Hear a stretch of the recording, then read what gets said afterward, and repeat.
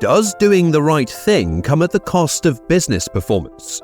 Can ethics and profit coexist? Welcome to the Human Conversation podcast. Join host Kaumadi Gowda for candid conversations with industry luminaries as we navigate the maze of decision-making in today's global workplace. Each episode offers a window into the minds of leaders achieving remarkable outcomes while balancing diverse priorities and stakeholders. Tune in for thought-provoking insights and actionable strategies on leading with ethics every day. Because in the pursuit of excellence, integrity matters. Leah JM Dean is the founder and chief executive officer of Conduit International Limited, a professional and personal development solutions company dedicated to helping organizations, leaders, and women work smarter, live well, and foster meaningful connections. With over 2 decades of experience, Leah has shaped leading HR strategies and served as a trusted coach and advisor to thousands of leaders, employees, and women across the globe. Leah has also led teams and has experience in strategy development, mergers and acquisitions, boards and governance, professional speaking, facilitation, executive search, corporate communications, facilities administration, and corporate social responsibility. As CEO, Leah and her team have worked across diverse industries, including insurance, reinsurance, education, non-profit, faith-based financial services, food and beverage, and business consulting. Leah holds an MBA from St. John's University and is a certified strengths coach. She is also the author of 2 books, Be Different and Assemble the Tribe, which was named Bermuda's most popular book of the year in 2021.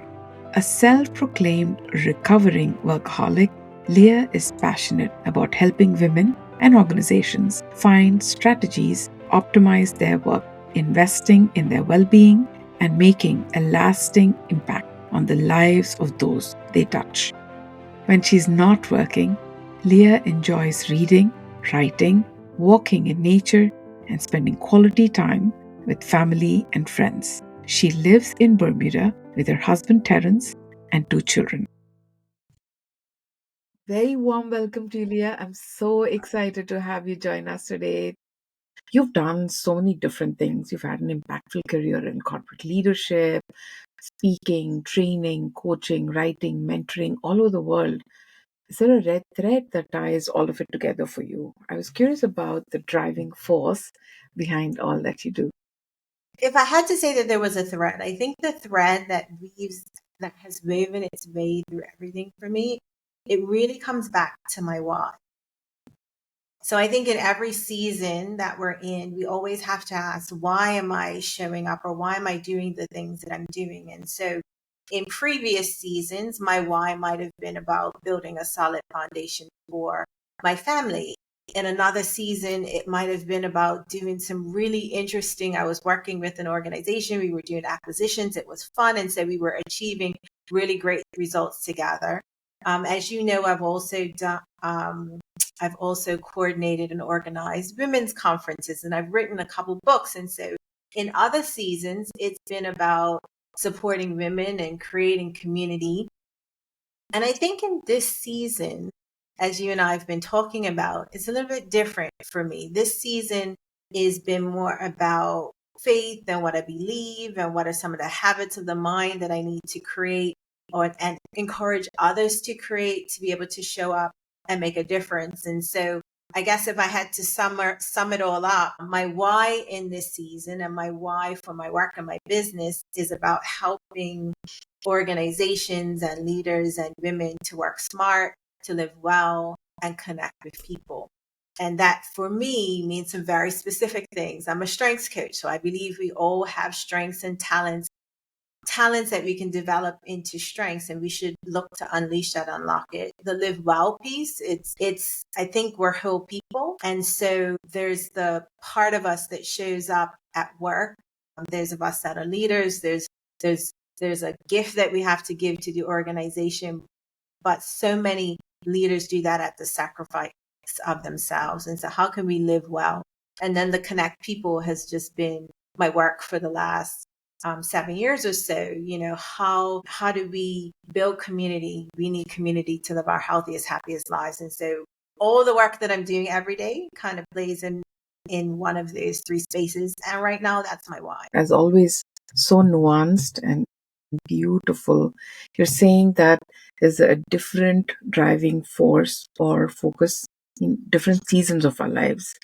And through it all, they could all be deeply resonant and connecting values that stay steady throughout those different seasons. What a beautiful thought. It makes space for our varying focus areas and varying needs in different stages of life, but also enables people to identify maybe core values that drive a person forward. Gorgeous. Yeah, I guess if I could just reflect on your reflections, I think that's really important because so often we come into this world with the mindset that we have this one purpose. And my experience is that your purpose, or purpose by definition, is the reason you exist. So you are literally your purpose when you walk into the room, and how that purpose is delivered or resonates or shows up in different seasons will change. And so when you leave yourself open to the possibility of change, like the world just opens up in a much bigger way than if we put ourselves in these boxes. Already, I hope that the listeners today get a sense of just how gorgeous and deep conversations with you can be. This has been something I've observed in all of the work you do. And in that sense, I wanted to ask you, Leah, what is your idea of ethics and leadership? And here's why. In this podcast, what I'm attempting to do is democratize the idea of ethics and integrity. I want people to listen to stories of leaders who are successfully integrating ethics and their own sense of integrity into what they do. So it doesn't feel like either esoteric, like vision and values kind of statement that's out there, more PR and marketing than anything, or very technical, like a lawyer's job of ethics and compliance. But the fact that all of us as human beings and as professionals can identify what our values and sense of integrity is and be aligned in how we work with those two values. So, in that spirit, I wanted to ask you, what do those terms mean to you? So I grew up in a house with a mother who read dictionaries for fun. Maybe that's why I think a little bit deeply about things. But if we just start with the definitions, and then I'll kind of give you my thoughts. Ethics, by definition, are the principles of conduct that govern an individual or group. They're the principles that drive us as individuals or groups of people. Integrity is really about adherence to a code of values. And so, as I mentioned earlier, a lot of my work is around belief, which kind of leads me into thinking about, well, how does values connect with ethics and integrity? So values are these deeply held beliefs that shape what we see as right or important. And so if I had to give your audience, because there's lots of words, kind of a visual, the way I think about it is values is almost like the anchor. It's the thing that they're the things that keep you grounded in what matters. And then ethics is like the chain connected to they connect to your anchor, your daily decisions. They give structure and tension. And then integrity is like the steadiness of the vessel. It shows if your anchor and your chain are keeping you from drifting when the current shifts. So in summary, like values are what you believe is important. Ethics create the rule to honor those beliefs. And then integrity is how you live them out when nobody's watching. And so they're all kind of very deeply connected with each other. And I don't think that we can pull them apart in terms of how we navigate our lives and our leadership. That's beautiful. And in order to help people understand and connect with that, do you have a personal story of a time when you had to navigate a difficult ethical dilemma. But however the outcome of that incident might have been, I would love to hear what you learned from it and how maybe you did things differently going forward as a result of that learning.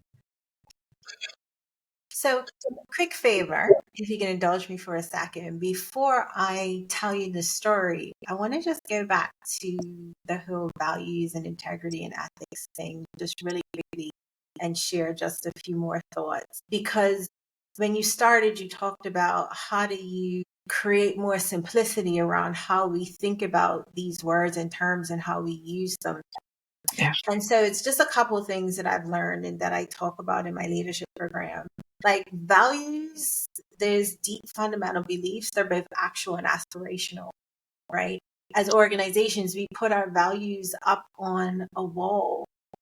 But if we're honest, as employees and as leaders, we don't live them out every day, but we keep them there because that's kind of our North Star where we want to get to. The other thing that I've learned is that as we grow and as we develop, if we accept that we each have the capacity for change, then it's also possible that our beliefs are going to change, which means the chain and the tension is also going to change over time as well. When we're navigating these issues, I think it's really important that we leave some room to grow, that we leave some room for grace. And then we also have to remember that a lot of the deep work that we're going to do is actually in the gray on these issues, right? That's one of the things I found to be true as an HR executive, right? There's the rule, and then there's the person and their individual circumstances. And I had to figure out the right answer. So there's a lot of gray in the middle. And I think instead of entrenching and just picking a side and digging in, I think if we can all accept that there's some gray that we all have to navigate in order to get to the right answer for that particular situation, I think that that's a really important thing to remember when we're navigating these issues of values, ethics, and integrity. Oh, that's such a powerful and important flag. That's in fact very true. I think a lot of dilemmas and leadership is around the fact that there is no one true clear answer. Uncertainty and different perspectives, different stakeholders with different priorities and constraint of resources and time. So what is the right thing to do in any situation would very much depend on the lens one has on and what is the outcome. Are we looking at the quickest answer, the right answer in the long term for everyone? Or what is the most efficient solution for a particular stakeholder, because that's what's the focus area right now. It's so contextual. And you're saying what's important is to maintain a sense of agility and fluidity instead of brittleness and rigidity around looking at things with a binary lens. I think that's a very powerful reminder to people. And I think if I could try to connect it to a story, I remember there was this one organization that I was working with, and it was very early into my time at the organization. I was still trying to build relationships. I was still trying to, in some ways, almost prove my value. And, let's be honest, we all want to fit in. We all want to connect with these new communities. And so shortly into my tenure, I was asked to do something that from a values and ethics perspective, I just thought it was unethical. And I remember going home and really wrestling with all of these kind of competing priorities, right? There was my values and my ethics around this particular situation. There was, I wanted to fit in. There was, how do I make sure that I'm handling this and communicating in a way that's going to continue to build relationships. So there were all these thoughts going on in my head. And eventually I went back and I said, here's how I think about this. And so my answer has to be that under no circumstance can I do that thing that you're asking me to do. And so at the end of the day, this is the decision that you have to make. Now, I'm happy to report that for that particular organization, once I stated my position, they said, absolutely, no, you're right. Let's start the process again. And we finished the process and it was done properly and in order. and in alignment with my values and my ethics, but I had to be willing to kind of put myself out there in that way. And so the second part of your question was, well, what did I learn from it? And I think a couple things. I think I was frustrated with myself that I needed time to get to the right answer. But that's the lesson. You know, sometimes when we think that there are these values and ethics that we stand on, we think that we should know the right answer all of the time. And sometimes what we really need to do is take a step back and, as you said, give ourselves space to consider all of the options. And so that's one thing that I learned. It also helped me to remember that these issues that we navigate are never one dimensional. They're often complicated. And so, as I mentioned earlier, it's giving ourselves grace and giving ourselves room to grow, and then remembering that we're operating in that gray is just really important. And I can't stress that enough, because these issues are going to come up again and again and again. And in some ways, it feels like with even more increasing frequency right now. And I think if we give ourselves the space to say, what's the right answer for this moment, I think that we will find ourselves in a better place. What you're saying is really powerful. What gave you the strength, Leah, to own your focus at that time, that this is important and I want to stick to my guns and put my foot down and assert myself? And here's why I'm asking. Sometimes being seen can be a very scary thing. I've noticed this in a lot of boards. I advise a lot of leaders, a lot of organizations themselves. In these days, taking a stand seems like a dangerous thing to do, that you'll alienate some people, that you'll figure out this is what you care about. And being seen and being authentic can sometimes feel dangerous because of public scrutiny, because leaders can be cancelled, and they are quite often. In all of this, what gave you the strength and the clarity to say, this is important and I'm okay to take a stance? You evaluated the consequences for it. How can someone evaluate for themselves and make a timely decision on whether or not to take a stance? Can you share a little bit about how you thought it through? So I think for me, it came back to a values issue. Like I think there's two deciding factors. One is values. So for me, one of my values is trust. And the definition that I use for trust for me, for my trust value, is trust is where your intent and your behavior line up. And so if I intend that this thing is done well, that it's done in an ethical way, then I have to act in a certain way that provides for that. I didn't tell the organization that they had to do what I was suggesting. I was just saying, here's what I can't do, and here's the reasons why. And so one of them was being really clear about my own personal values, which is why when I work with leaders, I often tend to start with values, because we all need that anchor. The other thing that I want to lean into the work smart part of my mission. The other thing that I think helps me is some of my strengths can be some of them have a force to them. And so there's part of me that says, okay, how can I turn this strength on myself to make sure I do the right thing? And so that's part of how I kind of process how I was going to show up. Like, yes, it's uncomfortable. Yes, you don't really like it, but you have the strengths of responsibility and command and activator. So now what are you going to do, Leah? And so in that instance, I took some of my strengths and kind of used them as inspiration to say, hey, you really know the right thing and you can do this. You're just going to have to move some of those feelings to the side. So I'm not suggesting by any stretch of the imagination that these are easy things to do. As I said earlier, sometimes we'll have to create space. Sometimes we're going to go and need to talk it through with someone to make sure that we're thinking about things from all of the angles. But ultimately, if the goal is for the organization to achieve results, if the goal is to bring people together, then we owe it to ourselves and the organizations and the situations to have this conversation. And for me, my value said I had to go back. That's actually going to build into the another question I want to ask. It's likely just furthering this very thought that you're sharing, which is, all around me, I see some patterns in perhaps the way we are approaching workplaces around the world, the way we are redefining the relationship between an employee and an employer, or how we approach businesses. So, as a coach, trainer, mentor, leadership thinker, do you have any observations on ethical dilemmas most relevant today? And what would your advice be to professionals, leaders, organizations? I think one of the biggest dilemmas that we have as leaders is, and I don't think that I'm speaking out of turn or saying anything that others won't recognize.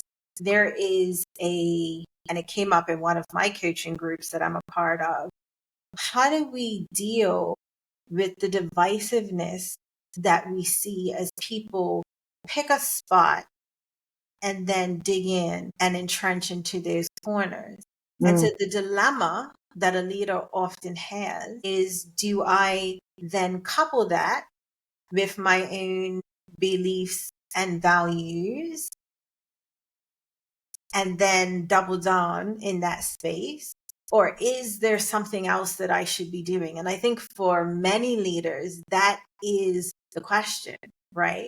That is the dilemma, and that is the question. It is complicated, it is messy, it is painful, it's creating an awful lot of friction and noise. And so the only answer that I have, if you ask me, what is my advice or what are my thoughts on this topic? My reflections come from my last piece of work, which is a book that I wrote. It's more of a faith-based book. It's called Be Different. And what I often do, because for me, a lot of my faith-based work tends to get back to values and principles and things of that nature, is I often take a piece of work and I say, okay, how could I apply that in a leadership context? And so there is a model that is embedded in this whole idea of being different in that book. And when I apply that from a leadership context, it pushes me to ask leaders to first ask the question, how can I be different? mm, And then as we seek the answer, there's 5 pillars. One is listen different. How can I be more curious? How can I seek to understand? The second pillar is trust different. And trust is all about, can I trust that the individuals that I'm responsible for leading are uniquely designed and they have strengths and talents that I can leverage for the benefit of the business, but it's my job as the leader to unlock it. And so I have to trust that a little bit differently, think different. How can I challenge the biases that I have, right? Because each of us, the bias is unconscious. The background, our backgrounds, the way that we grew up, the people that we had spent time with, it all bakes in bias, sometimes that we don't even realize is there. So am I willing to challenge that bias? Am I willing to listen? Am I willing to learn and unlearn? The next pillar is talk different. Am I willing to be a little vulnerable? Hey, I don't know how to do this, or I have a thought about how I want to do it, but I want to make sure that I'm collecting the views and opinions of everyone else, right? So we're talking a little bit more vulnerably. We're willing to have conversations, right? Most of us, we tend to think of conversations as difficult or risky. I actually just released a newsletter on this today. But if we stop thinking about them in that way and said, you know what, this conversation is just necessary. I can't actually continue in community with you, community, if there's something that's bothering me that I'm not willing to talk about. So it's just necessary. And then the last thing that I found in some of the research that I've been doing is when it comes to talking different. Gallup released a study in February of this year on what employees want from their leaders. And the number one thing that they wanted is leaders who talk with a little bit more hope. They wanted that even more than trust. And so leaders who are trying to be different, they talk a little bit different. They understand all of the context, all of the values and integrity issues, and they're talking about the hope of bringing us together and connecting us, even though we may have these divided views. And then finally, the last part of The motto is live different. And so when I think about my leadership, am I willing to be bold? Am I willing to stand up? Am I willing to advocate? And when you look back on your interactions with me, on their interactions with you, can they see a thread of integrity, that tension that's building no matter where life is pushing us? And at the end of the day, it all comes back to, what does leadership really, really mean? Well, the simple definition that I use for that is, leadership is about unlocking the greatness in others to achieve results, right? And so if I want to unlock the greatness in my team that has very different views, then what is it that I need to do in order to get to that place that allows us to move forward together? And the answer that every leader has to challenge themselves with is, how can I be different in the gray? So powerful. What I'm hearing you say throughout, it's actually informed by this framework, and I can see how you talked earlier about the importance of being agile and fluid, and comfortable with the gray. The philosophy of true leadership is really unlocking greatness in others as well. What I'm receiving from you is a leader who's constantly seeking, who's constantly in a learner mindset, willing to explore themselves, understand themselves, but also lean forward and understand others. And in doing this, I think it's a very powerful leadership framework that's different from the all knowing, omnipotent, omniscient leader who's loud and tells others what leadership should be, their vision, using their vision to drive others forward. Two different types of leaders, right? And my question to you is, how does that work in a rapidly evolving world with so much uncertainty, so much accelerated change, and with a lot of uncertainty also in how do we create a AI empowered world, and not an AI driven chaos where we can't quite control these very systems that we half bakedly built. And I know that you also do work in this field. You think about it. I've seen and heard you speak about this. Can you help me understand how this framework that you're recommending will fit the leaders operating in this level of uncertainty too? So many, many years ago, I can't remember the name of the TED Talk, but I watched this TED Talk on emotion and stress. And the particular speaker, she said, often we are afraid of certain things when actually we need to use that stress and discomfort as a beacon, almost guiding us towards the thing that we need to address, right? And so I think that for every leader, if you think about that simple framework, if your employee comes in and they're afraid that their job is going to go away because of the age of artificial intelligence, you can say, okay, in this moment, do I need to listen a little bit differently? Do I need to think about? So you can almost use the model to then say, what is this situation telling me? And then how can I respond to it? And you're going to have to do one of those things. You're going to have to listen different. You have to think different. You may have to use different words. It is not an easy answer because we don't know the future. We think we know. We think we're moving into the age of the machines where, many of us may not have jobs, but we don't know. And so it may be you have to talk a little bit differently. You have to talk with more hope. Listen, here's what I don't know what's going to happen 10 years down the road, but here's what I know today. And here's how you're adding value. And here's how I can continue to support and develop you. And that may be the only answer that you have. But use the pillar and the anxiety to kind of guide you into your next best step. I don't feel like I've dealt with that question with as much depth as I want, but that's all I have for today. That's all I got. No, actually, you have a way of just building the conversation in a beautiful arc, because that was literally the next question I was going to ask you.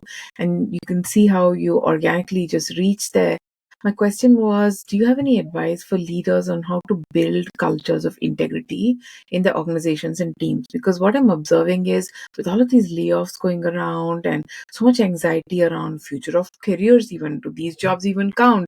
Are we all going to be replaced by the next AI agent? There's so much paranoia that it seems like a lot of professionals working are just fearful and anxious in their minds. In this scenario particularly, and I've been researching the idea of ethics and integrity, it is really hard to think about what's the right thing to do when one is operating out of fear and anxiety. Given that context, what advice do you have for leaders on how to build cultures of integrity in their organizations, in their teams today?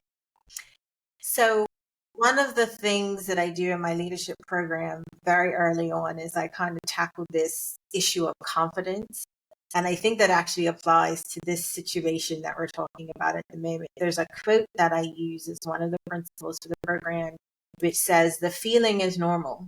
The feeling of fear, the feeling of anxiety, the feeling of frustration, the feeling of anger, the feeling of imposter syndrome, that just makes you human. But it's the decisions that you make after the feelings that matter. So that is the thing that I want to leave with your audience. All of those things that we feel, all of those things that your employees feel, they are absolutely normal. They are part of our human experiences, but it is decisions that we make after the feelings that matter. So we can give ourselves space. We can get advice. We can listen a little bit differently. We can think a little bit differently. We can ask ourselves, how can I be different? And that's okay.